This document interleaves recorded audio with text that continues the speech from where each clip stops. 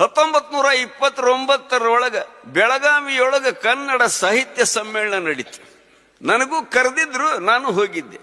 ಅಲ್ಲಿ ನಾ ಓದಂತ ಕವನ ಹಕ್ಕಿ ಹಾರುತ್ತಿದೆ ನೋಡಿದಿರ, ಹಕ್ಕಿ ಹಾರುತ್ತಿದೆ ನೋಡಿದಿರ, ನೀಲ ಮೇಘ ಮಂಡಲ ಸಮ ಬಣ್ಣ, ಮುಗಿಲಿಗೆ ರೆಕ್ಕೆಗಳೊಡಿದವು ಅಣ್ಣ, ಚುಕ್ಕೆಯ ಮಾಲೆಯ ಸೆಕ್ಕಿಸಿಕೊಂಡು ಸೂರ್ಯ ಚಂದ್ರರನ್ನು ಮಾಡಿದೆ ಕಣ್ಣ, ಹಕ್ಕಿ ಹಾರುತ್ತಿದೆ ನೋಡಿದಿರ, ಹಕ್ಕಿ ಹಾರುತ್ತಿದೆ ನೋಡಿದಿರ.